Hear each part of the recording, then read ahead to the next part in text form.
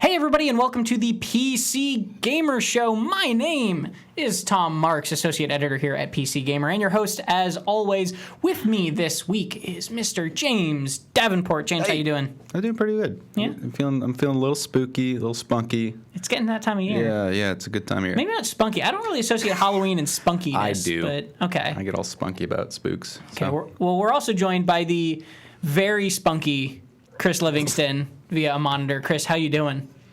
I'm doing quite well. Very nice to be here and to see you all brought your beards. You've lost weight since you've been on the show last, because last time you were physically here. This time you are just a floating head. Right. I'm just pixels now. It's a new lifestyle, but I'm enjoying it. I'm glad. That's actually how we interact with you most of the time. So It's more than norm, I think, at this point. But we've got a great show for you guys today. Thank you very much, everyone, for joining us. We're going to be talking about some spooky stuff, some not spooky stuff, some serious stuff, all that jazz.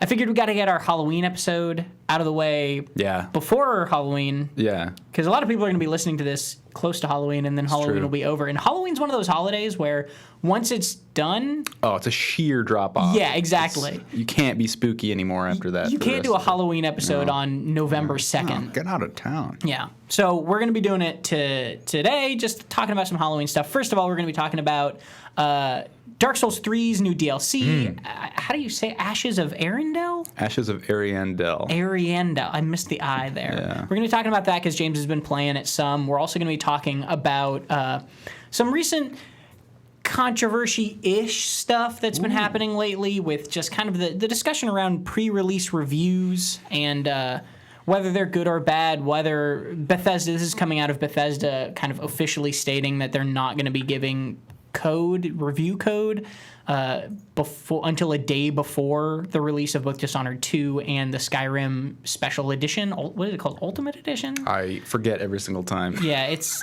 Enhanced? Ultimate? I think it's Special Edition. Special? Okay. Super Dragon Edition, we'll just go with. Okay. We're also going to be talking about a little bit, Chris and I think, have been playing a little bit of Star Citizen, actually playing it this week, so we'll... A couple weeks ago, we talked about like some controversy that happened with Star Citizen. Now we're actually going to be talking about like the practical side of playing the game. And then, very excitingly, we have the return of Catfantastic. We're going to have a Halloween-themed Catfantastic for Chris and James and all of you out there. Very scared. Yes, no need to be afraid. I'm scared of like vanilla Catfantastics, to be honest, though. So Okay. This is a regular level of scared? Yeah, okay. It's always embarrassing. Well, it should be a fun one, but let's start off the way we do, hopefully every week, every good week, with what we've been playing recently. James, besides the Dark Souls 3 DLC, Get my list again. what is adorning your checklist of games today? Besides the Dark Souls DLC, I've also been playing Dark Souls. In that, Wes and I have been going through the campaign. I think he got about halfway through Dark Souls 3, and we've just been playing from, I want to say, like Irithyll onward to the end, and it's been a lot of fun revisiting that campaign after the fact. I can appreciate a lot of like the small design considerations and I guess minute like lore details that I wouldn't know about until I listened to approximately like 100 hours of podcasts and watched probably an equal amount of lore videos since the review went up. So that game is, I still think, pretty masterful in a lot of ways. And it's been a lot of fun with Wes to see him experience a lot of that stuff for the first time. And I think I did a lot of that with him. It's like watching your kids, like pushing them out. Not that I would know, not that I've ever had kids, but this is what I imagine exactly what it's like, is like teaching a kid to play Dark Souls. Is the same thing as teaching someone to ride a bike for the first time. It's a precious, beautiful moment. I mean, killing giant monsters, horrifying monsters, and riding a bicycle are pretty similar. They might skin a knee. I know, like Wes and I yesterday on Yiddick's Gundyr, or I forgot who the second form of him, one of the bosses. We were skinning our knees a bit, but we picked each other back up and kept going. Real bonding exercise. Beyond that, Civ 6. Yeah. Civ 6. It's a big game. And I might be done with it for a while. Really? Not because I don't think it's great. I think there's a lot of, we were having some small Twitter conversations after the release about its shortcomings. Yeah. And I think it explains religion pretty terribly. And I mean, it explains a lot of its systems in pretty broad strokes that might come back to bite you 9 hours in, like it did to me. Yeah, I played an entire game, almost an entire game on Sunday. I just sat there, and Civ did its thing where you look up and it's like 2 hours have passed, and you say, oh, okay, I'll finish up soon, and then you look up again, and 2 hours have passed. I did a whole like 9-hour game as Teddy on like a small map with I don't know, like 5 or 6 other civs, something like that. Took out Sparta right away. I thought I was going to go for domination because my military was pretty robust, and I had a cool like positioning and like had some pretty big settlements at that point. And then I started looking into science and poking, I think, into too many corners at once of the game, trying to figure out what kind of victory I was going for. So leaned into science for a bit, and then I didn't realize it until later on. Like America is pretty culturally strong too. So like without even trying, I was getting a cultural victory just from kind of haphazardly building things and experimenting. He said modestly. Yeah. I didn't even really want to go for culture, but I guess. Yeah. Well, I just like the idea of a science victory is like, sending shit to the space is cool. And I enjoyed it a lot until I lost like unexpectedly in the last second to China. I don't know what they did, but they must have had some kind of policy change that just shot their, they got some new civics stuff that shot their cultural through the roof, like somehow, because you can swap out those cards. I don't know exactly what they're called, and it can drastically affect your stats depending on what kind of buff it gives you or takes away. So it shot them through the roof like within a turn, even though I was dominating for the most part. That's rough. It was rough. So. That's the type of thing you're supposed to do to the computer, not have done to you. Yeah. And it made me think, like, who in Civ actually do you play Civ to lose? Do you expect to ever lose a Civ game? I was having that exact conversation with someone actually this weekend where I would love, as far as game statistics go, I think there'd be a lot of interesting ones that are like hard to calculate or hard to find. I would love to see how many single player games of Civ have been lost, like actually lost. Because I feel like there's a point in every Civ game where you get to it and you realize, I'm going to lose this game. The computer's absolutely going to win. Why would I keep playing? And you just stop. Yeah. So I really am curious the ratio of won games to lost games to games that were just simply never finished for whatever reason. I think that'd be interesting to see. It got me thinking a lot about that, and I was like, this is literally the first game of Civ I've ever lost in the entire series, because I play on like standard difficulties, and I expect like more experienced players playing the higher difficulties expect to lose and sort of like that challenge, but as far as the average player goes, I don't want to lose. Right. I never want to. So, I finished up Thumper 2, which is really hard and really good. You should go play it. And playing more Battlefield 1, kind of chipping away at that. Multiplayer is still, I think, fantastic. Campaign I have not finished, but it's a lot of fun as well. Just a pretty serene, respectful we had a big conversation about this like a week or two ago. But having played more of it, I think it is about as respectful as like a blockbuster war game can be for that era. So, a lot of games. Cool. Yeah. Just before we continue, Saracen and Jello Wiggler both subscribed on Twitch with Twitch Prime. So thanks very much, guys. Saracen actually says, I watched this show for the Catfantastics. So that's some far and few between. I'm sorry we're letting you down there. Yeah. It's worth it. But thank you very much, guys. And interestingly, I've been playing mainly Civ 6 this weekend, too. My crowning achievement this weekend with Civ was I won a game before I hit the AD years. It was like 75 BC. Oh, I read your tweets on this. Yeah, it's really interesting. Yeah, okay. And I went Scythia. Yeah. And I guess that calculates to about like 110 turns or something, and then I won. Yeah. And it was on a tiny map, so there were only three other civs. Okay. And I did an inland sea map, which I've never done in the history of Civ before.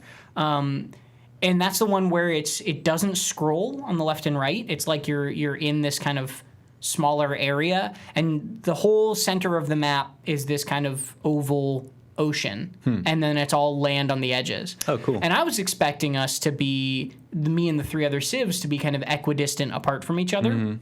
So I was in the bottom right corner, and I expected, somebody to be in the top right, somebody to be in the top left, somebody to be in the bottom left. And the map is long, it's wide. And what I didn't realize is that I was in the bottom right, India was right just up above me to the right, and then France was right just up above them to the right. And the last civ, which I didn't meet until about 3 turns before I destroyed them, was Greece, completely on the other side of the map alone. And I went Scythia, and Scythia's unique ability is that they have this unique unit called the Saka Horse Archer, which is like a ranged horseman. And every time they build horsemen or Saka Horse Archers, they get 2. They just get another one for free. Shit, that's really powerful. Yeah, it's early insanely powerful. Yeah. And then also, whenever they kill a unit, they heal. Their unit heals. Oh. So What? if you're attacking another unit and you're gonna get the kill, that unit will come out unscathed 100% of the time. Damn. Like, it's unbelievable. So I didn't lose a single unit, and I built about 20 combination of 20 horsemen and horse archers, which only cost me 10 to build, right? And completely wiped out Gandhi in like 2 or 3 turns. The second I wiped them out, I denounced France, and then by the time my horses got there, I declared war and wiped them out. And suddenly there was just nowhere to go, and I saw just a little bit of a sliver of territory on my fog of war in the top left of the map. So I was like, okay, France is in the top right, I just took them over. This other civ that I don't know is in the top left. I'll just march west from Paris and just take them out with this army, and if I can't do it, if they've just been building the whole time, then that sucks, but whatever. I go to the left of Paris, and about 5 tiles to my left is, I shit you not, a complete line of mountain range stretching from the very top of the map all the way down to a 1-tile gap with rivers on both sides of it. Oh, geez. So I had to line up all of my 4 movement horses with my general, my great general that was giving them 5 movement, and they could move 1 tile across a river into that gap, end the turn. 1 tile across the river out of the gap, end the turn. And they did that. It took me 20 turns to get all of my units just through this one little spot. Yeah. And then it was just kind of open plains, and I kept riding west, and the second I met them, it was Greece, and they had no walls, and their capital was right there. And I was like, done, and just took them over, and that was the end of the game. So it was like the biggest opponent in that game was that I had all these horses and just impassable terrain anywhere I went. It was really weird. So what's the counter to that? Yeah. Such a powerful cavalry. I mean, how do you protect against that if you're not them? What's the best move there? Better AI, maybe. I think the best response actually is pikemen, like spearmen, are good against mounted units, and then also I built my horse army so quickly that none of them had walls, and so the horsemen, like 2 horsemen can take out a city if it doesn't have walls. Yeah. But if it has walls, horses are really bad at taking out cities. In my game, I upped my defenses heavily, and I had very few like military units, and I thought I was screwed because Japan was basically on top of me, being jerks the whole game, trying to take me out, and my cities with like 1 embedded defensive unit could handle so many units. Like just 1 archer unit could take out I don't know, with a buff from some general or whatever. And like defensive buffs from civics and so on, entire armies. Yeah, they made the AI more aggressive, but they also made it significantly easier to defend, and like attacking is just really hard. You need a lot of troops to take a city. So that's kind of my big thing. And then also, I'm still loving it. Good. I mean, I might slow down a little bit too, just because that like Dothraki army that I did was a little bit satisfying and kind of just tided me over for a bit. But it's a good back pocket game. Yeah, the other thing I did was yesterday I played Star Citizen with Chris and Tuan and some of Tuan's friends, and I because they're doing a free fly weekend right now. If anybody is interested remotely in Star Citizen, you're able to download it and play kind of a limited version of it for free until the 31st. So you can go try it out. If it's not this big mysterious beast, it's actually just a game, as Chris discovered. Yeah, it's a little intimidating, but I wrote a diary about it last week about just sort of jumping in cold, having no real idea what I'm doing or how anything works, and slowly but surely been figuring it out and enjoying it for the most part. There's not a lot of content in terms of things to do in the small section of the universe that you're in. But there are a few missions. Obviously, other players can make things interesting, and the ships are really cool. And there's a number of different types of ships. Flying is, I would say, fun to learn. It's complicated, but not completely unintuitive. I think when you jumped in your first ship to fly, Tom, you kind of got it right away. And I think anyone who's kind of played any kind of flight sim recently, or Elite or anything like that, won't have that hard of a time getting started. There are some higher functions that you can kind of figure out as you go along, but the actual flying itself isn't hard to kind of come to grips with pretty quickly. Yeah, it felt kind of in between an arcadey game and like an Elite style game. It felt a bit. It was. Easier than Elite? It surprised me that it was easier than Elite. That's really surprising to me. I mean, in a way that like space was just like I just held spacebar and I raised up and then I just pressed W to go forward, and it was like pretty intuitive in how to do that sort of stuff. Did you all get to fly, without going off track too much, did you all get to fly like different ships? Because I imagine it gets more complex with different size ships and all that kind of stuff. So Chris, I don't know what your experience has been. I wanted to start with something kind of small and easy, like a little fighter craft. I did fly a couple bigger ships. There's like a kind of a cool two-seater. I can't remember the names of any of these ships for the life of me, but it's kind of nice. There's, the pilot sits in the front, and then behind him, there's another seat for someone else. And if they're sitting there, they can control the weapons. And some of them have, 3 seats, so someone could do the shields and power and that type of thing. It's not really more. I haven't really seen more complex as they get a little bigger. It's just a matter of they're all kind of set up a little differently. The HUD is different in each one, and where you get your information from on the screen and on the control panels is different. How you get into them is different, and that's kind of neat. I mean, it gives them all a little bit of personality. It can make it a little confusing too if you fly one ship for a while and then try something else. It's like, I don't know where to look for the information I need. Or I can't find the door. I spent a lot of time crawling around on my belly under the ships looking for the hatch just to get in, because they're all different. Like some you climb up the side and get into the cockpit like it's a fighter jet. Some have like a ramp that lowers in the back that you can walk into and then go through a couple doorways or a hatch. Some you have to kind of crawl in through the belly. Some are so big they actually have like a lift comes down that you get in, and then the lift goes up. So that stuff is all fun. It gives them each, their own kind of personality and a little distinction. Real quick, Max Ursa just subscribed for 5 months, and JBJ Blazer subscribed for 10, saying thanks for 10 months of PC news and the odd quizzes in the magazine. Got to lose sleep last night with my longest ever tutorial in Civ 6, trying to kill Gilgamesh in Civ 6 for 3 hours. That is a long tutorial. The thing that was interesting for me about large ships is I got in a large ship before I got in a big ship in Star Citizen. So last night was the first time I ever played, and we were with Twan's friends, and they were just like, let's just get into a giant ship that I found out later was like a fuel tanker. And this ship was enormous. Like exploring the interior of the ship felt like the ship could just be like a multiplayer map and like Time Splitters or like some sort of shooter. Like it was that big. Yeah. And it was that kind of complex. Like it had these little side paths that you could go down and like vents that you could crawl through. And there were cool moments where when we stopped at this one space station, we were just kind of like running around, looking around. And then they were like, okay, so locking your doors isn't in the game yet. So there's a chance that somebody has gotten onto our ship while we were in this space station and is hiding somewhere in it, waiting for us to get in our seats to shoot us in the back of the head. That's awesome. And I was like, are you fucking kidding me? Are you serious right now?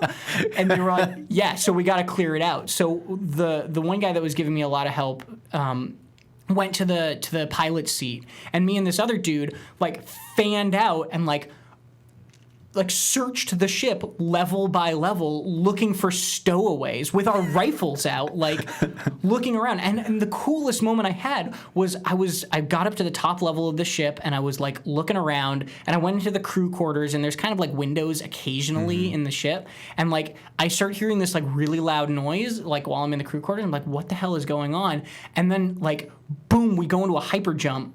And, like, suddenly the stars outside the window are, like, zooming past me. And I'm like, this is the coolest fucking thing ever. Because then we stopped at a different planet. And, like, there were no load screens through any of this. It was just seamless. Like, I got onto a spaceship. I searched it. We jumped somewhere else while I was searching it. And then I got out and I floated away. Like, it was just so, so cool. And it's buggy and it's unfinished and it's broken and it ran terribly on my computer. But, like, the core of what's there is incredibly cool. I don't know if you had a similar or a different experience than me. Yeah, no. We actually had someone. They didn't stow away. We had landed one of the bigger ships to switch over to a even bigger ship. So while we took the lift down to the landing pad, there were three of us at the time. We got off, and there was just another player standing there, and he just got right on the lift and went up into the ship and left with it. I was like, should we be worried that someone just flew away in your enormous ship? And Ozzy was like, oh, it's fine. And then we actually ran into this guy later. We were flying around, and there's the ship he stole.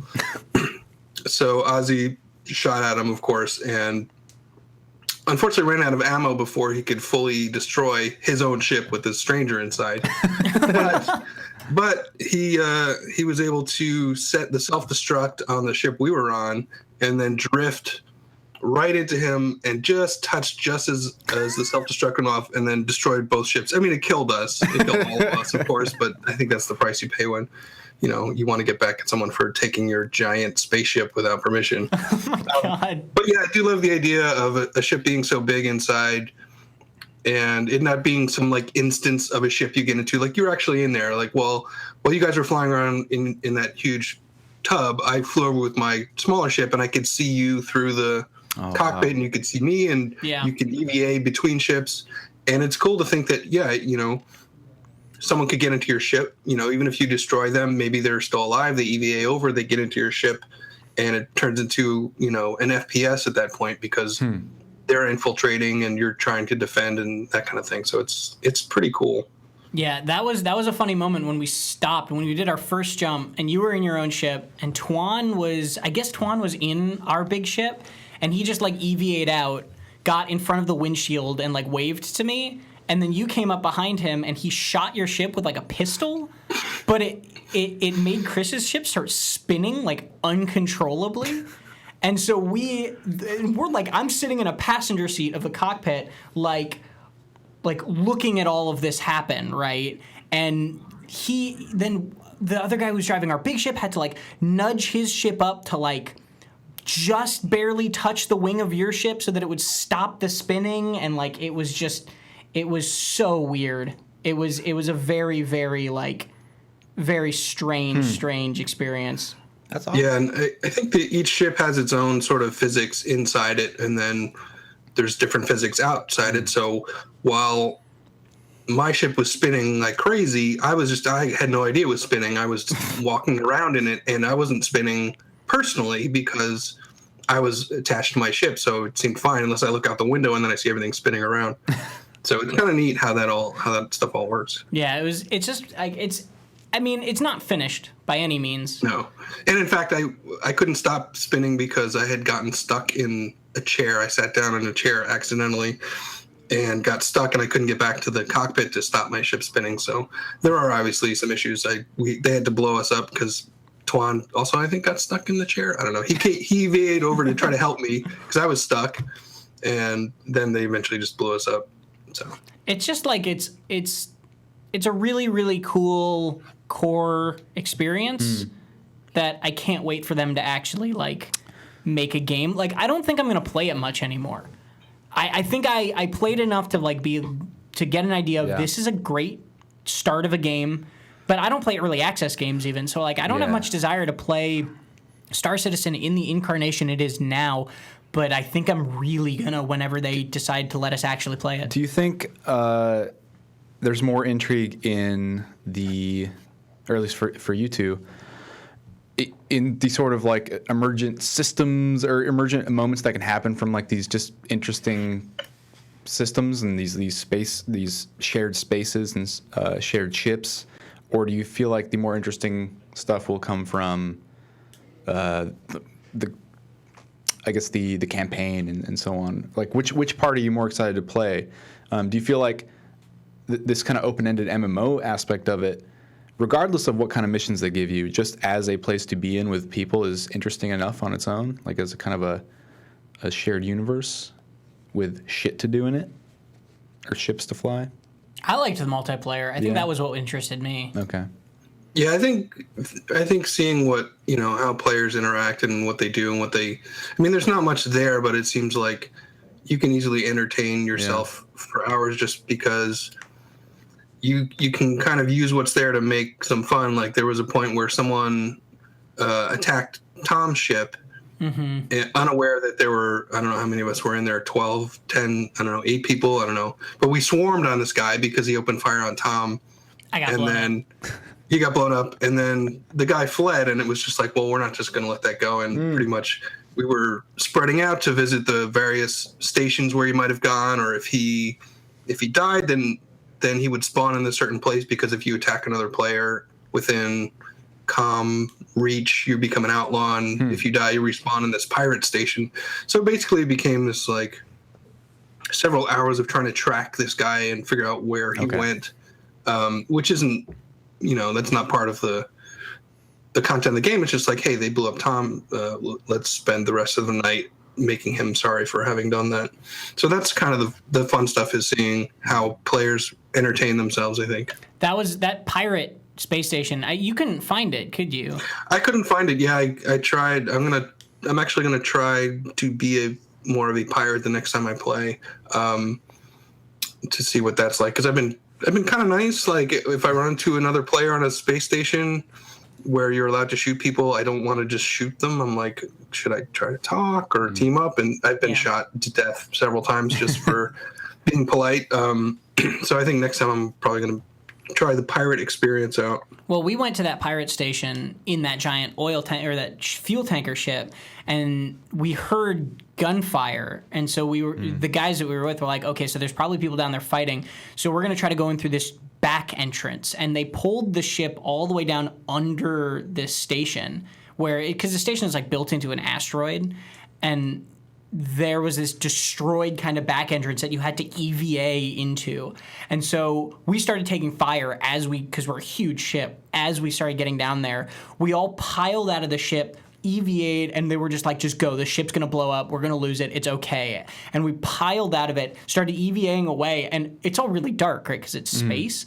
And while we're flying towards this kind of destroyed front or back entrance of a space station, I just hear a boom, and like the whole world lights up. Like everything gets really like red and yellow light like in front of me, because I'm not looking towards it. Yeah. And they're like, yeah, the ship just exploded. Keep going. Like get inside quick. And I was like, oh my God, this is crazy. And so we got into the space station, and then when we were trying to leave, and the space station itself was like a safe zone, but when we were trying to leave, the same guy was just like chilling in a ship waiting for us to come out. So we had to like spawn 2 ships on the platform and all make a run for like one of them, and then all like pile into the ship and like bolt away before he could get us. It was just that like a weird, cool. It had nothing to do with this like a story or a mission, but it was just like fun. That's reassuring to me. That's kind of what I'm looking forward to. So. It's got a long way to go. Like I'm not gonna, and obviously we've read a lot about like delays and controversy within the studio and all that stuff, and I'm sure that's all going, but like the game they've started making is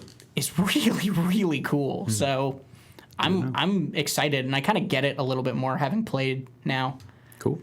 Bizmaster Flash just subscribed to Twitch Prime. Thank you very much. And also, Max Ursa said, back Star Citizen early and backers 65,000-ish, and my PC can't handle it yet. I backed as an investment for my entertainment future, which is kind of like, I imagine that's what a lot of people did when they backed that game, is like waiting for it to be done, whenever that may be. I'm glad we talked about that because I feel like it's only fair to cover it. And I'm glad you're writing these diaries. I posted this one your first entry of your diary, but you can always go to pcgamer.com/star-citizen to read more about Chris's continuing diaries in the game. But I think it's just a good perspective to have of like this game is not just like promises and controversy. Like there is something you can already play. I'm glad to see writing about what it plays like and not how development's going. Yeah. So it's reassuring to me more than anything. All right. I Boga Greg just subscribed also with Twitch Prime, so thank you very much for that. But let's move on to our first real topic. Although I'm really glad that we talked about Star Citizen as long as we did, which is Dark Souls 3 and the Dark Souls 3 DLC. Dark Souls 3. So you've been playing this, Ashes of Ariandel. Yeah. Is this the final DLC for Dark Souls 3? No, this is the first of 2 planned DLCs for Dark Souls 3. And we just also, Sean Prescott just released our review of it, which you can go find at pcgamer.com. But James, you've been playing it. Tell me about it. What's its deal? Are you liking it? All that jazz? Ashes of Ariandel is sort of another. It's kind of a callback to the first game. I'm forgetting the name of it. But there was also a painting portal in the first game, and fittingly enough, that level in the Dark Souls game, or the original Dark Souls game, was a sort of segmented early, prototype level, the first level they ever made for Dark Souls. And then the rest of the game kind of bloomed from that, and they wanted to include it, so they just like added it as this painting you would teleport into if you could find it. And this, fittingly, being the last Dark Souls game, probably, hopefully. It's fitting to kind of cap it off also by teleporting into a painting. You meet a madman at one of the earlier locations, and he pulls out this scrap of a painting and Blue's Clues style sucks you right into it. And you're teleported to this. Did you just say Blue's Clues style? Yes. I was thinking Super Mario 64. Did you not watch Blue's Clues? I did, but apparently not that closely. They hop into paintings and shit all the time. It's a weird show. I didn't realize that. It's a good show. Man, that part of my memory is just gone, I guess. I, some reason, remember it. Did you just say salt and pepper? Salt and pepper. Oh, my God. Didn't they do that in Mary Poppins, too? Didn't they jump into a painting? Oh, it was like a chalk drawing, wasn't it? Or is that different? Maybe I'm going like a portrait. So Dark Souls. Dark Souls. She was a demon, wasn't she, Mary Poppins? Yeah, I saw the original, or I saw the Broadway play based on the like original work, and it's real fucked up. It's like real kind of. She has some pretty terrifying powers. I gotta say. It's a lot darker than Disney. Very nice woman, obviously, but that's not right. What you can jump, you can't jump into a. Okay, sorry, go on. I agree, Chris.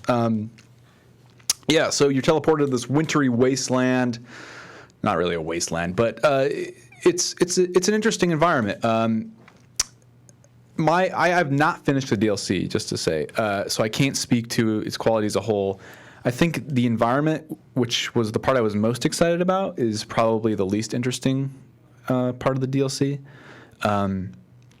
It's cool in that you sort of start off in this kind of open area, and your vision is obscured by a kind of perpetual snowy mist and blizzard. And so even though you're in an open area, that kind of obfuscation makes every angle open to attack, and it's very tense and freaky. But from that point on, it's like a lot of the enemies sort of feel similar, or just feel like kind of, I don't want to say reskinned, because they have slightly different behaviors, and they're positioned in really interesting ways. But there's just a lot of sort of undead with, this guy's got a sword and a shield, or a pike and a shield. This one just wildly swings at you. This one is like a ranged one who hangs out in the back. And it's kind of these similar scenarios you've seen before. And it's boils down to very familiar, entertaining, kind of tense battles. And there's some really cool new enemy types too. Specifically, there's these wolves, and their AI is not the smartest, but it is at least interesting. So there's another open area, and there's these wolves kind of dotting this kind of wooded, or just this open swath of woods, and they sort of act as alarms. So if you get too close to a wolf, it'll howl, alerting, I don't know how far it reaches, but alerting all the wolves in its vicinity to your location, and they also howl, and it's like this chain reaction of wolves being like, what the fuck? Oh shit, yeah, and coming towards you. And they don't directly attack you, so they'll circle you and sort of like one at a time take a stab. So it's totally different for souls in that you're not just constantly being assaulted by everyone who you've aggroed. These wolves will circle, and you have to like listen to the audio and say, "Oh, behind me," and then turn around and block. And the Star Fox Adventure enemy AI. Oh my god!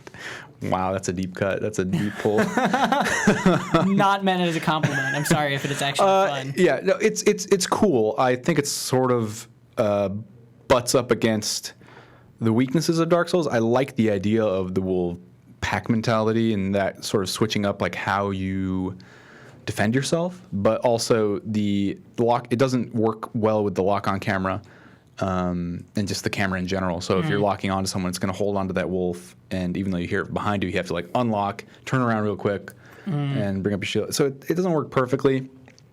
I like what they're going for. Reminds me of the wolves or the irradiated dogs from Stalker, which is one of my favorite parts of Stalker, in that they wouldn't just straight up attack. They would run towards you, they would circle, they would run away, they would run in circles nearby, and it was always really freaky because you can usually count on a monster to attack you at some point, but you never really knew. And in Stalker, since your ammo was so precious, you didn't want to shoot anything unless you were sure you had to. So it was always these really kind of tense moments. I would assume in Dark Souls, the wolves always do eventually attack. Eventually, right? Yeah.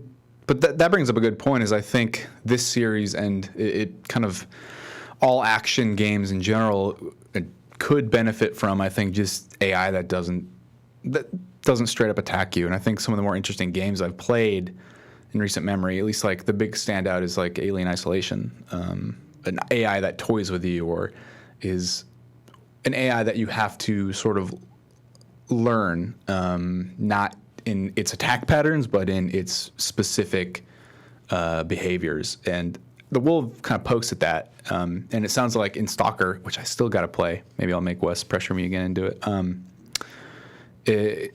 It creates its own special kind of tension, especially related to the, how you use your ammo. In Dark Souls, it eventually just boils down to you got to kill them all anyway. So I sound really down on it. I think it's serviceable, fun Dark Souls content. It's, however, not like it's not illuminating in any new way. It's like the environment quickly just becomes snow and ice. And Dark Souls to me is best when, and just Souls games in general are best when it presents some kind of architecture and history that you're constantly sort of piecing together, and so from what is around you. And I mean, it's a forest and it's got snow, and there's no new information there. There's no specific information there. I don't think Dark Souls needs to be new at every turn, but in DLC that takes place after the game and is supposedly meant to tie everything together and illuminate certain things, it's not ideal for the series. The snow doesn't represent a lack of ember or something? There's something there like that, but something deep. What comes to mind is like the castles in the main game, or just like Dark Souls 2. That kind of architecture speaks to a history and a civilization. And there are buildings. I don't mean like we have to be in a building constantly, but just some kind of prop or environmental clue or occurrence, that geographic feature that says this place is unique or different or twisted. But it's just, beyond that though, I've only encountered one boss. Seems to be a pretty good boss. It does the whole like 2-part thing, and it involves more wolves. Hooray!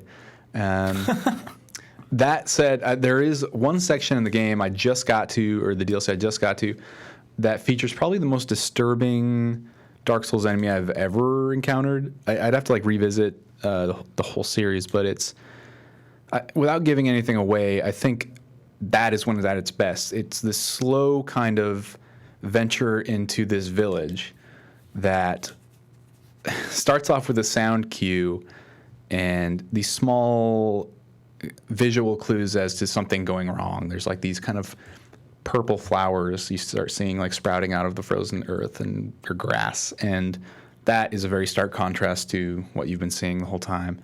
And then you see this kind of fetid, swampy looking area that it has the same kind of pinkish color and these kind of shapes laying in it. And the question is, are these shapes living? Are these like masses living? And it turns out they are. And what they are and what they represent in the lore is pretty interesting.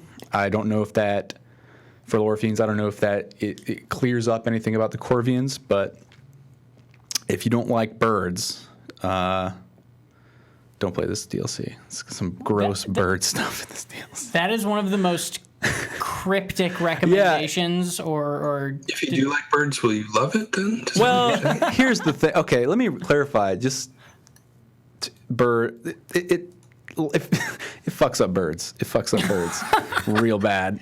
Wait. I want to dive into this more. Well, so, if I don't like birds, wouldn't I appreciate the birds getting? That's where I'm getting confused on. And that's what I mean though. Does it fuck up individual physical birds within the game, or does it fuck up the concept of birds in that it gets birds wrong? And so if you don't like birds, is it like these aren't your grandfather's birds? They're not your grandfather's birds. I don't want to spoil it. I know. I love that. That's what I mean. I love that you can't be more specific because of spoilers. It gets real gross. It gets just real gross. Well, we can leave it there. And I mean, beyond that, there is like that bird segment also features like one of the most vicious Dark Souls enemies I've ever encountered too. So is this bird? Kinda. I mean, like I said, they fuck up birds pretty bad. In a good way. What? So I think if I want that to go on the box of the special edition, like the Game of the Year edition when it includes the DLC. If you like dark creepy really bird shit in a good way, James, PC Gamer 2016. I'm a professional critic.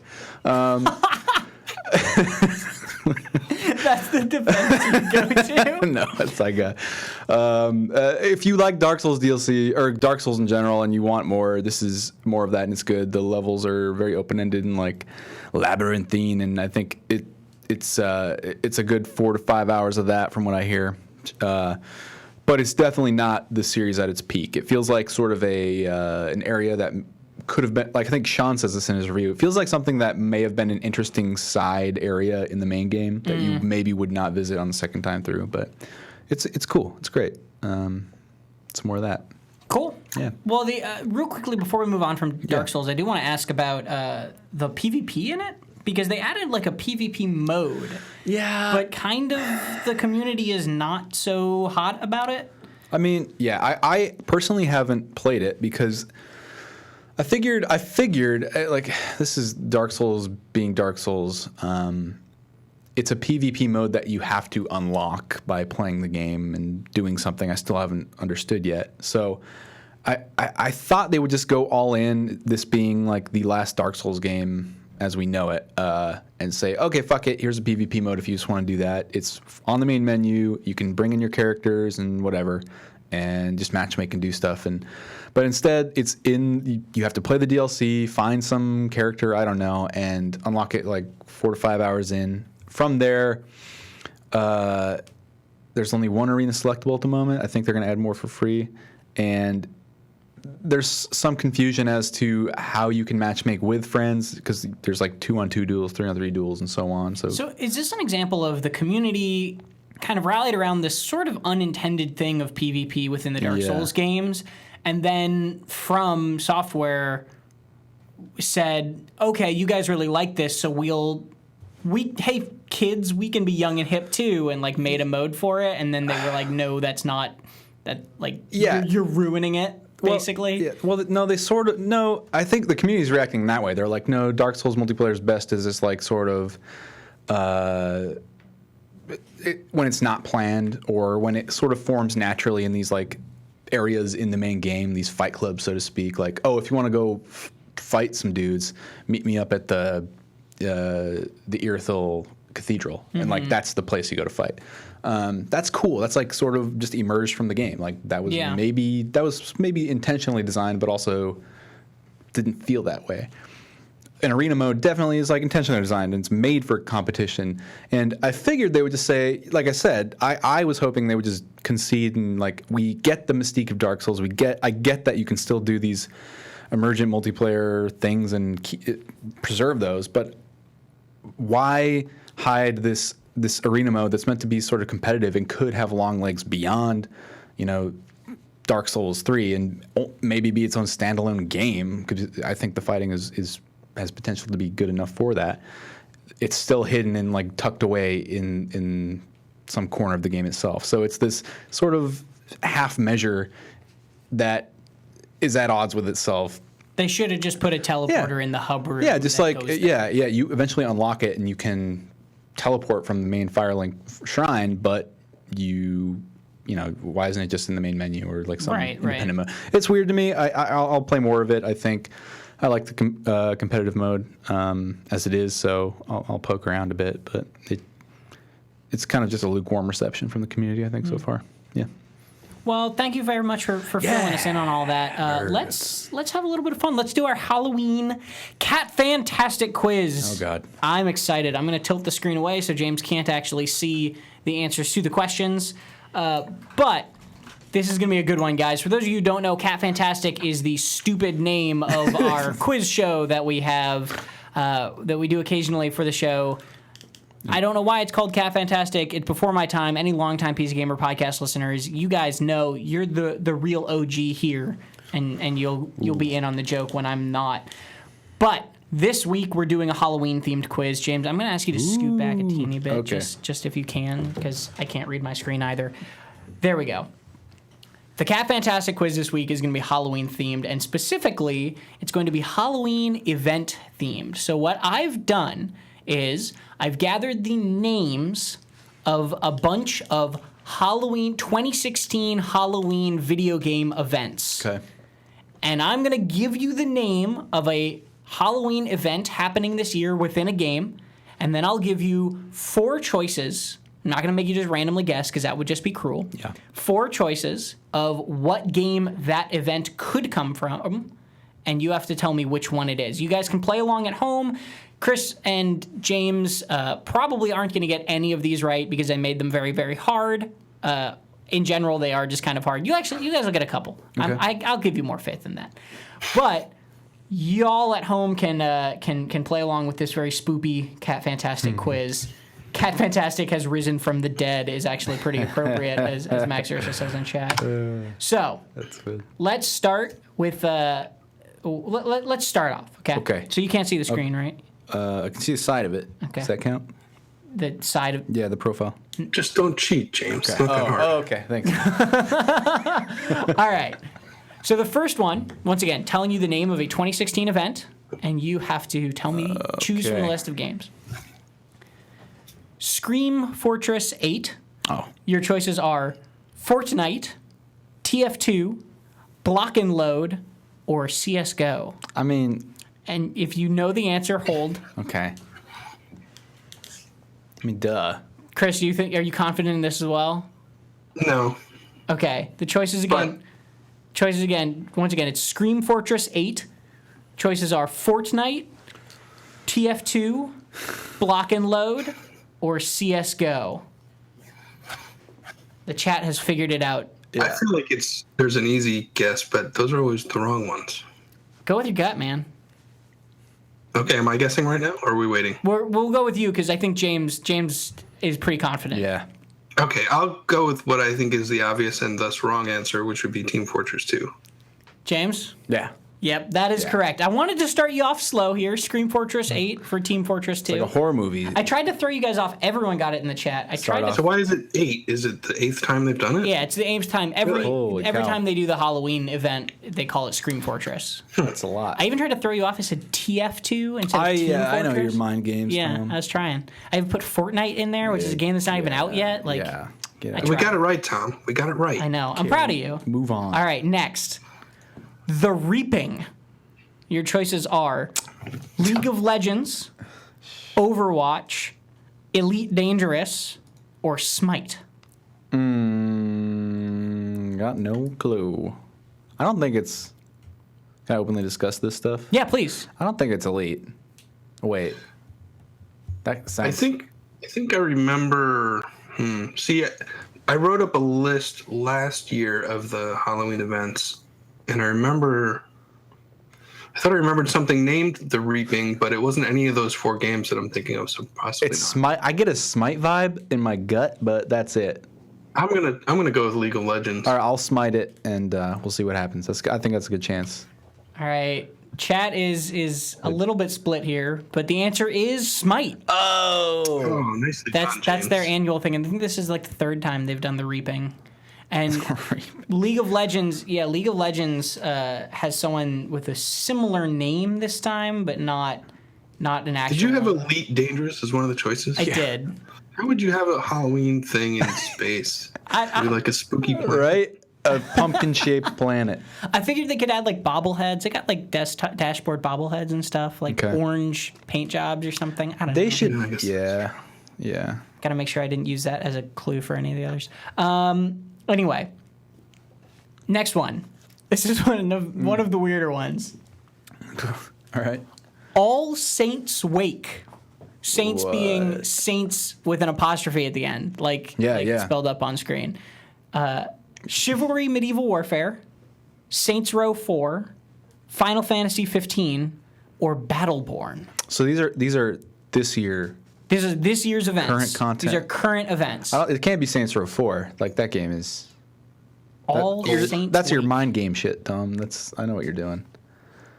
What were the? Okay, so I already forgot all the other ones. Chivalry Medieval Warfare. Okay. Saints Row 4, Final Fantasy 14, or Battleborn. Shit. I've made my choice. Has Chivalry ever done that shit? I don't. Saints. Oh my god. I'll go with Final Fantasy because there's saints in that universe or something, right? I'm gonna go with Battleborn. Okay. It is Final Fantasy. What the James is on fire right now. I figure All Saints Wake is like one of those weird Japanese translation things. Oh, okay. Where like it probably makes more sense in Japanese, and then they translated it to English, and it's like there was that Kingdom Hearts game on the 3DS called like Dream Drop Distance. Oh yeah. That was like supposed to be 3Ds like the 3DS, Yeah, but I get also it. was just kind of like word jumble. So I figure it's one of those. Okay. All right, this one, MMO expert. James actually might continue 4 for 4 on. Halloween Terror, the least cleverly named of the bunch. Paladins, Just Cause 3, RuneScape, or Overwatch. The Halloween Terror event. Did you say Just Cause 3?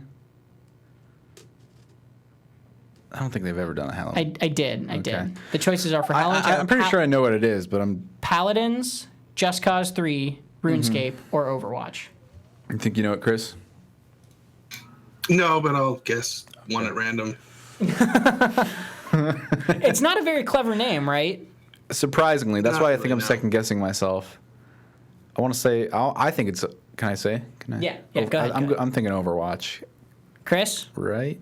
I'll say Paladins. It's new.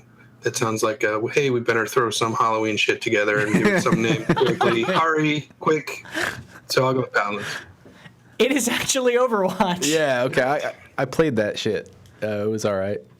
Yeah, I figured that one was a little bit of a gimme as well because we covered it a lot. We even talked about it on the podcast a couple times. Yeah. That's. I think. Yeah. I almost made that one the questions for that one like Paladins, Overwatch, Battleborn, or Paragon. Like just like every hero-based third-person or shooter in there.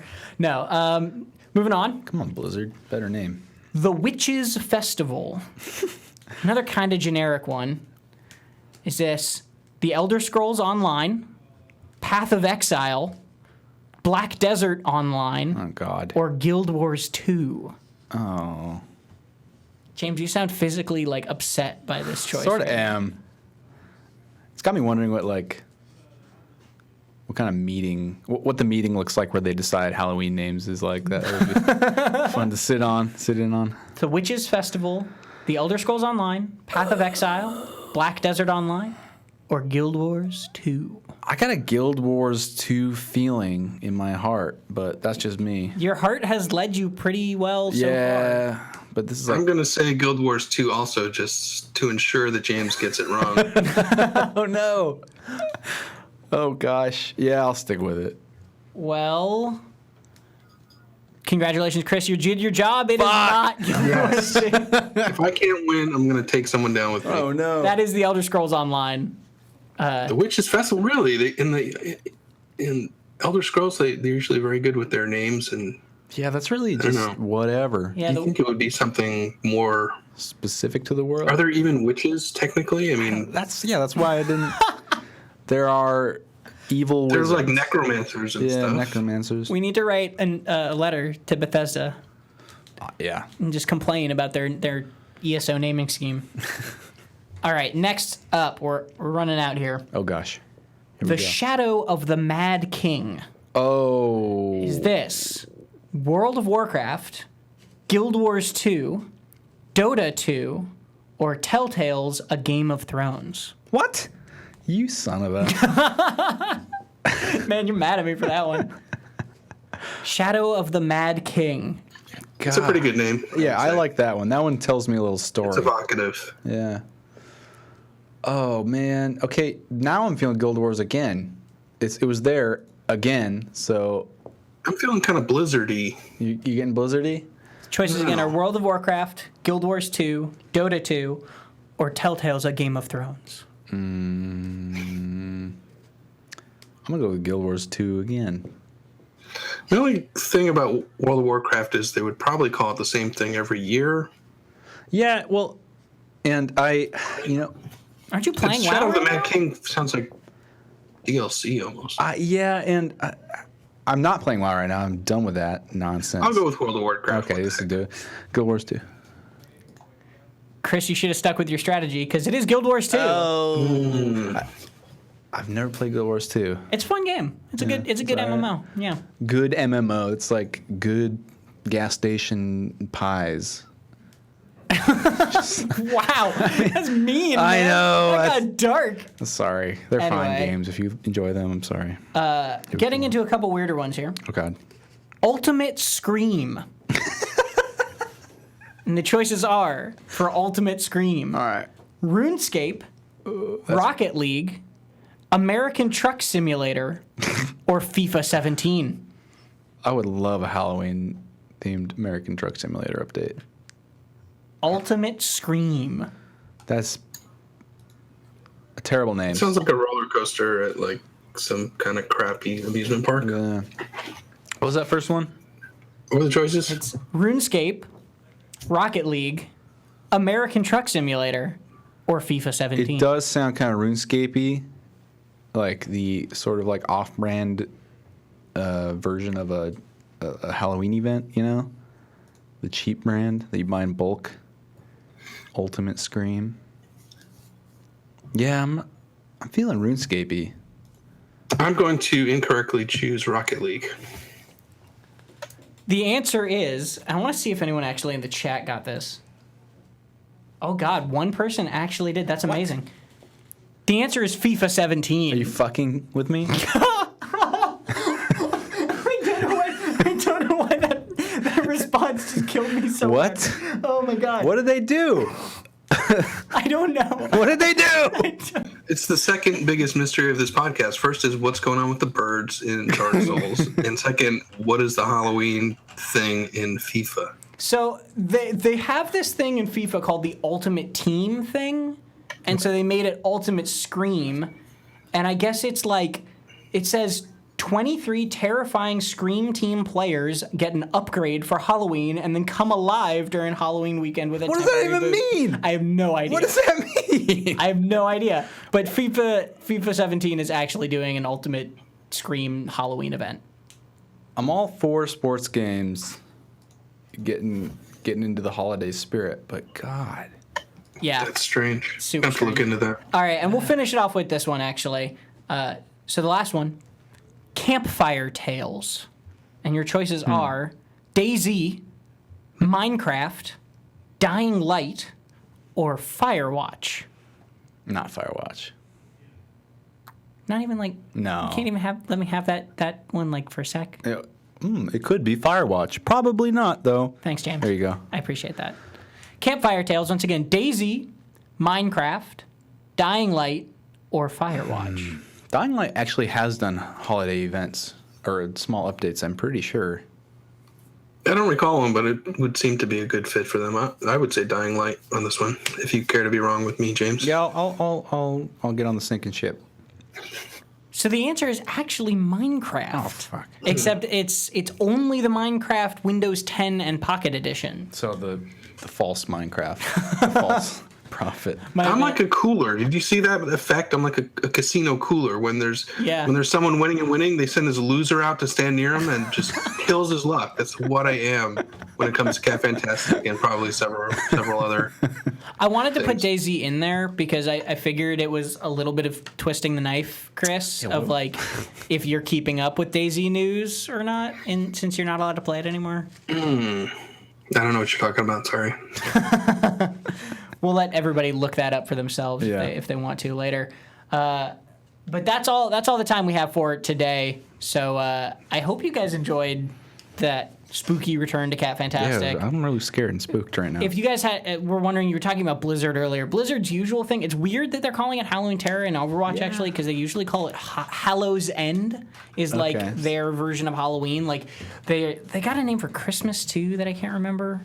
But Hallows End is the usual WoW and Heroes of the Storm one.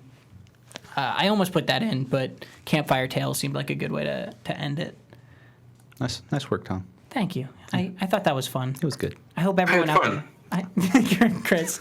James, you did surprisingly well. You did. I never do good on these. You went like 6 or 8 or something. Yeah, this is probably a peak for me. This is the end. All downhill. This is the Hallows End. Oh my god. Yes, as Lysandos in the chat says, thanks to Logan Decker for inventing Catfantastic. We do owe you for that one, Logan. Still. But thank you. I hope you guys enjoyed that. Let's get back to some discussion and let's get into some real hot and heavy topics here of talking about pre-release reviews and pre-release code, because this is an interesting topic that's come up lately, and I think it's something worth discussing. Shop. Just to give a sum up of the 2 big events that have happened recently, Bethesda came out very publicly and finally said, we didn't give, what was the last game? Oh God. Doom. We didn't give Doom review codes until the day before it launched. We're gonna be doing the same for the Skyrim Ultimate Edition, and we're gonna be doing the same for Dishonored 2, and that's just the way we do it, basically, very unapologetically.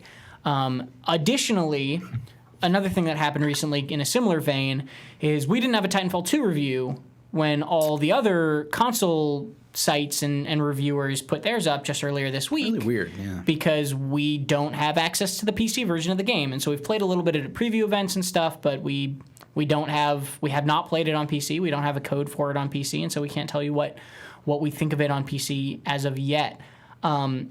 It's an interesting thing to discuss, though, and it's one that a lot of people in our biz have been getting kind of up in arms about. Do either of you have any, like, hot takes you want to start this conversation with? Sizzle. Well, I think,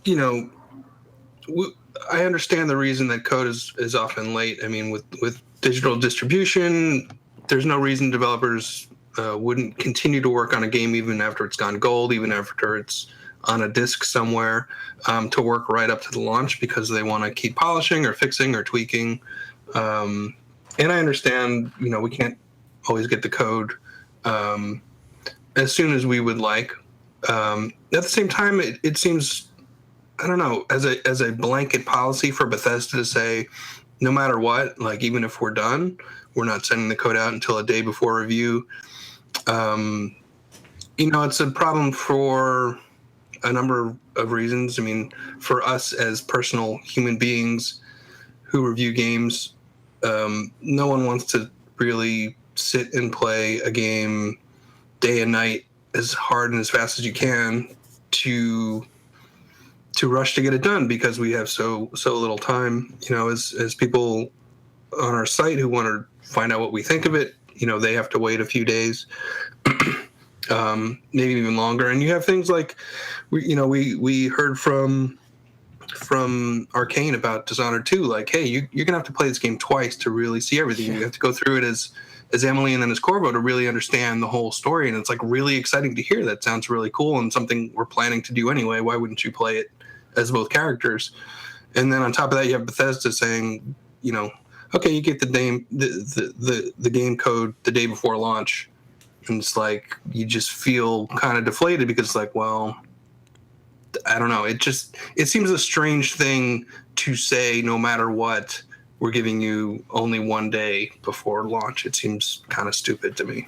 Yeah, and I think the other big takeaway is that it's not just that we want to get our job done, sooner. It's that like our job is to help people make purchasing decisions, with these reviews.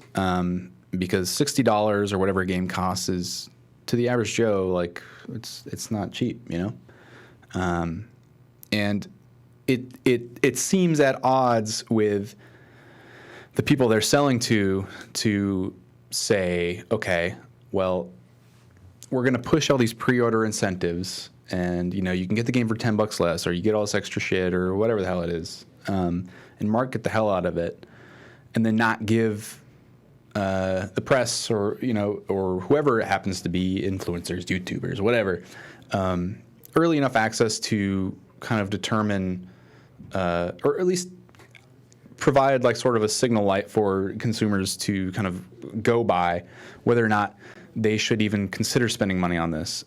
It just doesn't. It sort of, I hate to say praise on the average Joe, but it kind of does to me. It feels all business and has no consideration for the players out there who are like curious and interested and want to know. They have to wait now, and it just it doesn't make sense if your game is good, If your game is good, a lot of publishers will send their game earlier and right away if they stand by it, and it just kind of obfuscates any indication of what a game can be like for someone who wants to buy it potentially, and that makes me sad. And the thing that kind of annoyed me in their statement, like, because once again, you have to play devil's advocate and say this is their choice. We're not entitled to getting codes early. We're not at all. And they don't owe us anything. And I understand that, and we all accept that, and that's fine. But like, it's also fair to look at the reasonings. And like, the thing that I didn't like about their statement was that they made this really like weird connection where they were like, we didn't give out Doom codes until the day before Doom launched, and look, that game was great.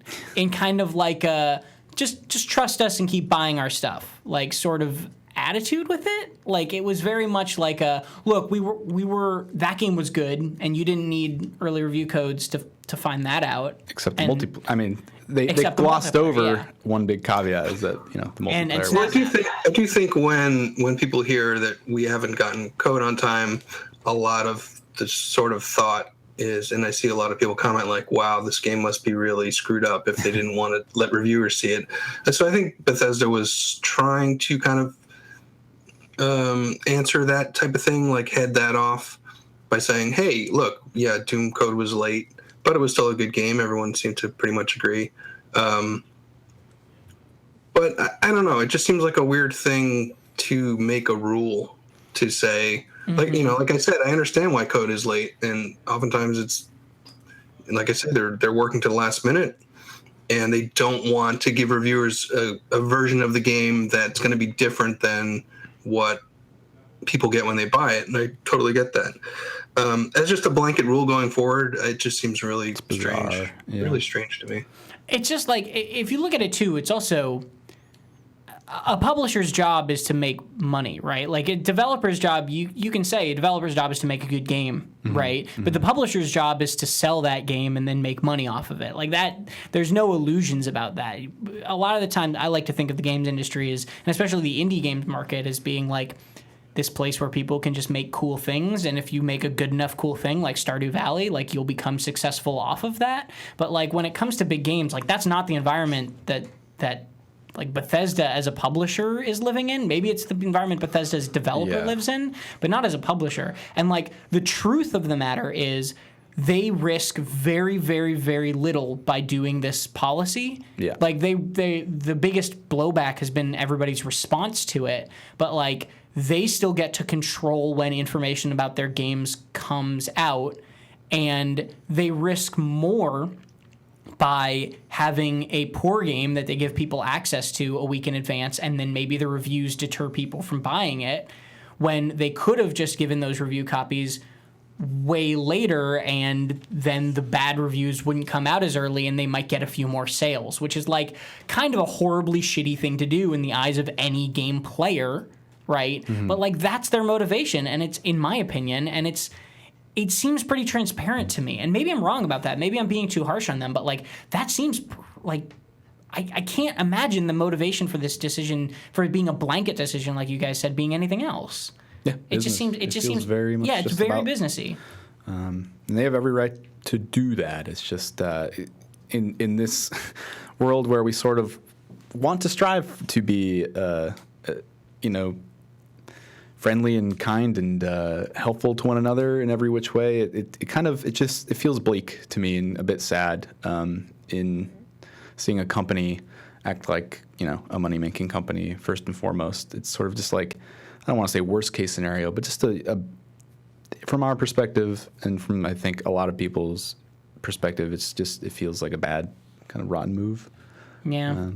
I mean, in general, so let's talk a little bit about this in general, though, because one of the things that I think has been an interesting conversation I've seen come out of this is from a reviewer's standpoint, which is, I think, a conversation a lot of people listening right now don't often hear, is for you guys, which is like more upsetting to you, I guess, either having a week to play a game for a review embargo before the game comes out, or getting code at the exact same time as every other reviewer on the day the game launches, having no time limit to play it, but also the later you put it up, the less people will read it, right? Like, because that's the big kind of catch-22 of post-launch reviews, is the farther away you get from launch, the less people are interested in reading about the review, but also the more time you've spent with the game. And it becomes this weird dance and also almost a race between different reviewers anyway. So, like, which side of that do you guys dislike more? I dislike post-launch personally. Not because the writing is necessarily different or, the product of what you do is different, but because, there's that added pressure without a hard deadline to, okay, we also work for, a company that has to, make money, and getting that review out, day of at the same time as everyone is like sort of, it's levels the playing field, like, I guess, intellectually, so everyone has the same amount of time to dig into the game, and typically, like, we get a week or, somewhere in there to do that, and the pressure is off to just get it out and, play the game in, as Chris was saying earlier, in like just these unnatural, long sessions, and then the race to the finish. And at that point, just the nature of YouTube and Twitch, it kind of nullifies. I don't want to say completely nullifies the effect of our reviews, but the potential audience for our reviews is just kind of a big chunk is taken out, because a lot of people will just like watch a video or something anyway and like, okay, this looks like my thing, or watch their favorite streamer, and you have every right to make your purchasing decisions however you like. It just feels like it takes a big, it kind of kicks the critic sphere in the Achilles, and forces them to kind of pick up the pieces and scramble. And ideally, like in an ideal society, I think we would want everyone to have a long time to or everyone should have their chance to get the word out on whatever creative work it is. And you've seen like movies with pre-launch reviews since forever, and books and everything. And games are not those things. I understand they're, focus tested in products with, investors bankrolling on their success. And you're not necessarily like the best critic ever isn't necessarily going to like dissect that game and somehow turn around the games writing world and make like a world-changing statement on Dishonored 2 or whatever. But just having that sort of level playing field for everyone and getting rid of the pressure to get it out is so valuable for, I think, everyone, consumers, us. And if the game is great, then what do the publishers have to worry about at that point? Yeah. Yeah. It's the reason it kind of bums me out the most is it really is an information for players sort of thing, right? Yeah. Like, and that's what a lot of people were saying is in chat is like, if you have it earlier, you can, if it is a bad game, you can warn people earlier, basically, which is also what publishers fear, right? So like, it's this big thing of players want to hear about it before they are able to purchase it because everybody has an itchy trigger finger when it comes to buying games that they're excited about, myself included. Like, I'm not saying that as like a looking down on people sort of thing. Like, when a game has a release date, like if I'm excited for that game, I will want to buy it on the release date. It's hard for me to wait 3 days for a review. And I think it's hard for a lot of people for whatever reason, even if it is like a shitty reason for me to be impatient, like it's still just the truth. Yeah. And early information is welcome in a lot of ways. But I'm glad we talked about this. If either of you have any final words on it, please. Pre-orders. I mean, like, generally don't do that because I mean, we won't go into this huge conversation again, but a lot of the reason, I suspect a huge reason companies are doing or like kind of moving towards this as a trend overall is because pre-order numbers influence quite a bit. The number of pre-orders they see are like an indication of sales, like total sales. They can probably use that as a benchmark in a lot of ways. So if I don't want to say don't pre-order in some ways because a lot of jobs and people's livelihoods depend on it, but if we just don't do it ever, then it won't be used as this benchmark, and we won't be pressured into, they won't be pressured into holding the press off it to preserve every aspect of their game. So just keep that in mind. In my opinion, pre-orders are a system that should be purged. Yeah. Right? I agree. It's not one of those things, because it's exactly what you said. If everyone stops pre-ordering, like, that'll send them the message that we don't want this system. But at the same time, like, currently this system is relied upon for some people to make games. So, like, it's one of those things where if we could just, like, cut it out of the body of video games and remove it completely in one swift motion, like, that would be ideal. It'd be cool. It's just, like, that's, like, never going to happen because it makes no money. I'm not quite as hard on pre-orders as you guys. I don't think they're a great idea. But I think if they offer something like a discount, I think that's great. They often don't. They often order some. They include some. Yeah. You really don't see that many big pre-order discounts anymore. It's mostly like extra doodads and baubles and But I totally understand. People get excited about a game and they want to jump in. It's not that much different than, say, purchasing advance tickets to the new Star Wars movie before there's reviews, which I know a lot of people in PC Gamer Office did. You get swept up, you get excited about something, you want to lock it down. Yeah. It doesn't make quite as much sense. It's not like they're going to run out of digital copies of a game, but you want to jump in, you want to just grab that thing as soon as you can. But yeah, you do need to be careful with pre-ordering things when you don't know anything about them. And what was the game? Wasn't there a game last year that ran out of Steam keys on its launch day? Do you guys remember that happening? I don't. Vaguely. Oh, God, there was one game. I can't remember what it was. I feel like it was almost like it might have been SimCity, but I might just be lumping everything bad about like launches into SimCity in my memory. Like there was one game I seem to remember came out and like they had problems fulfilling orders and they had to like email people Steam keys later or something like that. Huh. Interesting. I might be totally making that up. Oh, some people said Jello Wiggler said that was Battlefront. Nobody could play it apparently. Maybe that's what I'm thinking of. Yeah, that rings a bell. But I don't know. It was one of those games. All right. So let's open this conversation up to Twitch chat as I'm already reading it. So if you have any questions for us or comments about this whole debacle or whatever you want to call it, controversy, normal walk in the park Tuesday afternoon as it was yesterday, whatever you want to call it, tag us with @PCGamer in the Twitch chat. Let us know and tell us what's on your mind or what questions you got. If you always are welcome to join us live, twitch.tv/PCGamer Wednesdays at 1 p.m. Pacific time. We do questions usually at about 2:15-ish Pacific time, and you're welcome to join us then to ask your questions live right here on Twitch chat.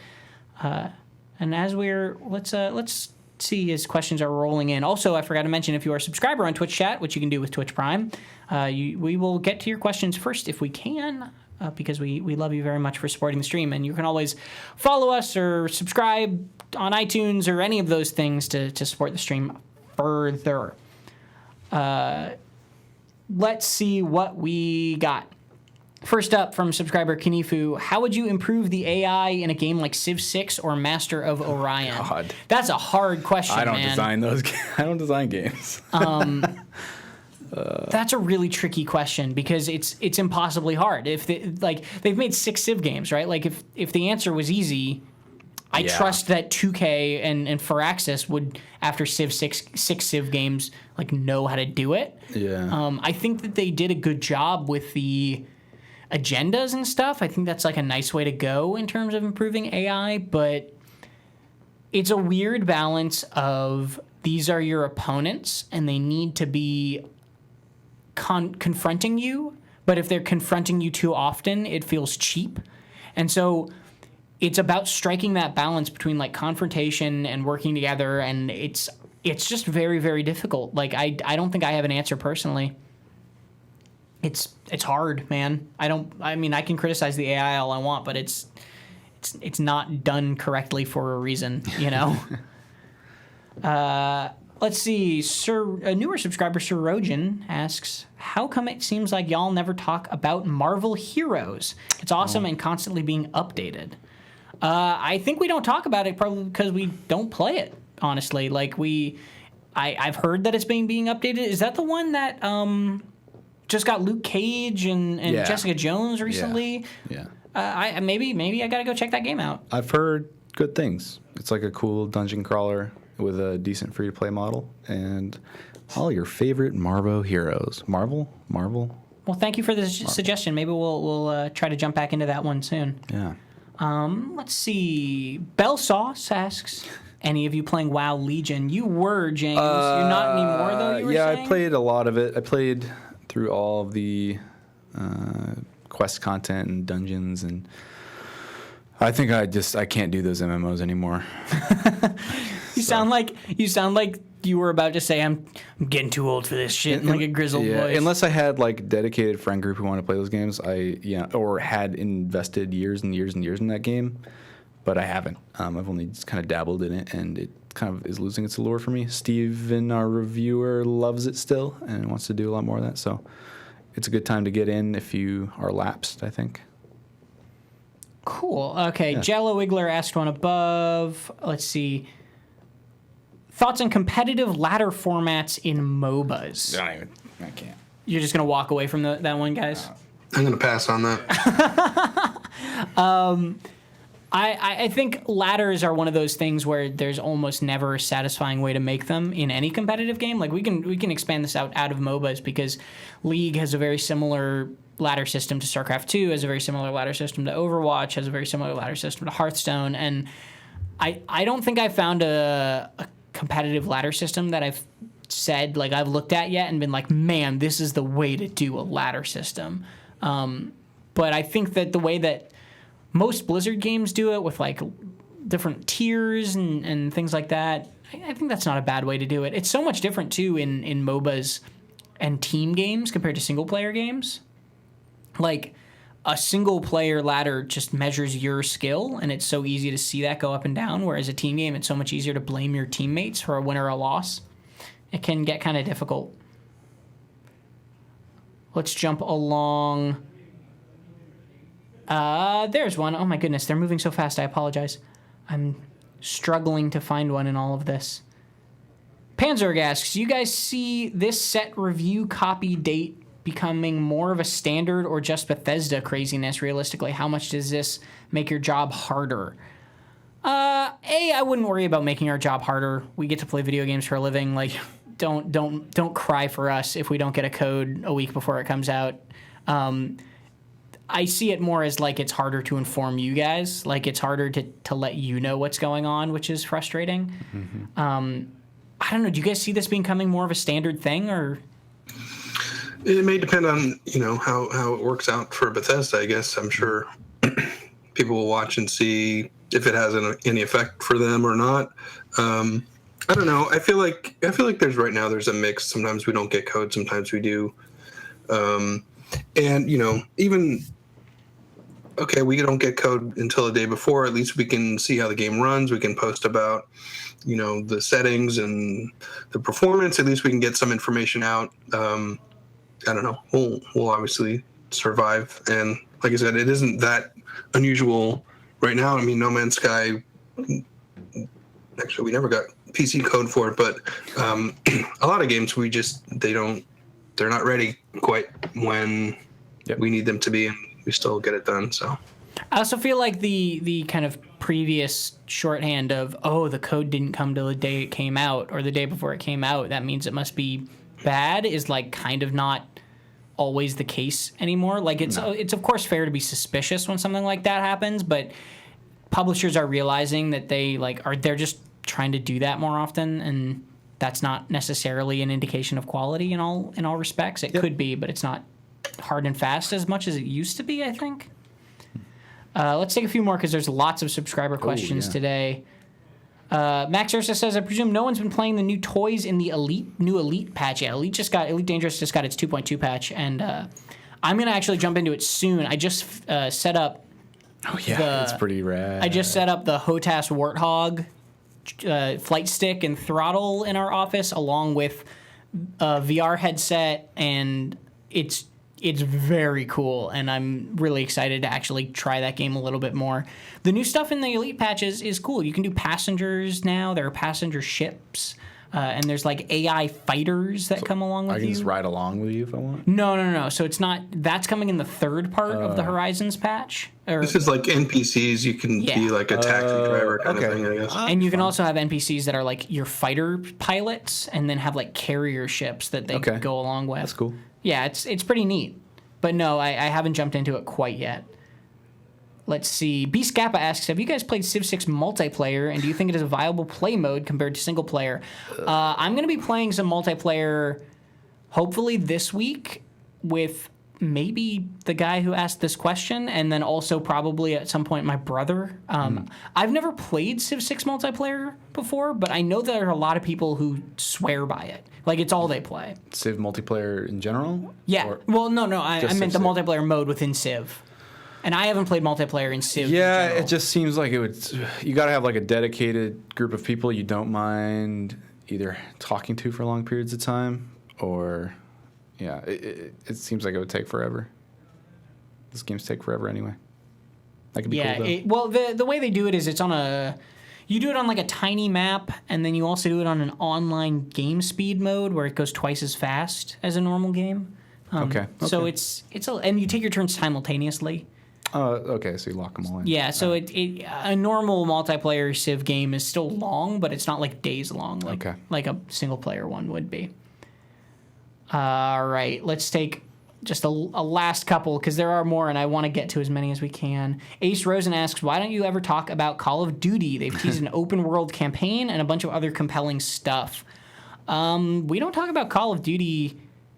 I don't talk about it because it really doesn't interest me. Like, I saw it being played in the office the other day, and the new one being played in the office the other day, and I was like, on the beta, and I was totally uninterested in it. Yeah. We talked about it last week, basically just saying, like, yeah, it's kind of whatever. Like, it looks, if you like that kind of quick-paced shooter, like, that's great. But I think most of us are interested more in either one direction or the other. Like, I like Overwatch, which is a much more arcadey kind of fun, like, silly shooter. Or we're into more, like, tactical stuff like CSGO and things like that. To be fair, well, and it sort of more directly related to that, I think once we do get Titanfall 2, I'm extremely excited for that. So it's, very from a lot of the same minds of who made Call of Duty 4 and feels very similar in the infantry shooting.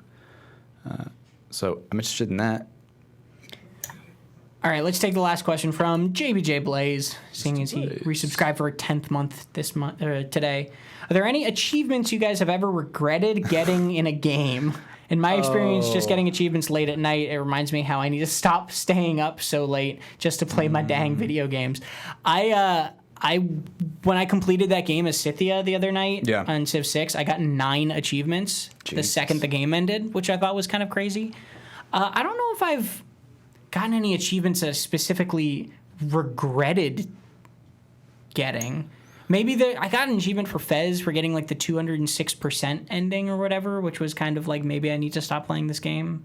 But I remember in the when they first started updating Team Fortress 2, and they gave the Pyro it was a new axe, and back then you really had to grind for these achievements, like get this many kills with the flamethrower and get this many kills while a medic is healing you. And I wound up staying up really, really late with some stranger I'd met on the server. He was a medic, I was the Pyro, and he just helped me all night, like rack up these kills that I had to get this axe. And the axe it did extra damage if you set someone on fire or something, and then hit him with it. Anyway, he helped me all night, and then he's like, "Oh, I mean, seriously, it took hours." And I finally got the achievement, and then I switched teams and set him on fire and killed him with my new axe. And then he's like, "Oh, just to try it out." And then he was like, "Oh, can you help me now too get the same achievement?" And it was like, oh no, I just logged off. I just didn't even say anything. Like, oh the guy my helped me for God. hours. He'd help me for hours to get this achievement. It was just so late. It was like 3 a.m. I was so tired. Yeah, who could blame you? Yeah, I just abandoned him. It was probably the worst thing I've ever done in a game to another player for an achievement. Rough, man. Yeah, that's my deep story of shame. I like it. I'm gonna tweet about it right after the show. But thank you everyone for joining us. We are out of time now. We will be back actually tomorrow. We're not doing the show, but James will be right here in this room with 2 developers from Arcane Studios playing a first early look of Dishonored 2. Where we're not going to be streaming that on our Twitch channel. We're actually going to be streaming it on our Facebook page. So if you go to facebook.com/PCGamerMagazine, you can watch that at 3 p.m. Pacific time till about 4. We'll be here with Arcane playing some Dishonored 2 early. So that's going to be exciting, and you are all welcome to tune in. This is on Thursday for those of you who are, or this will be on Thursday for those of you listening on the podcast after the fact. Thank you very much, though, guys. If you want to be back for the show, we'll be back next Wednesday, 1 p.m. Pacific time, like usual, right here at twitch.tv/PCGamer. So you can come see us then and ask your questions and see what we're talking about. Thanks very much for watching, and we'll see you next time. Bye.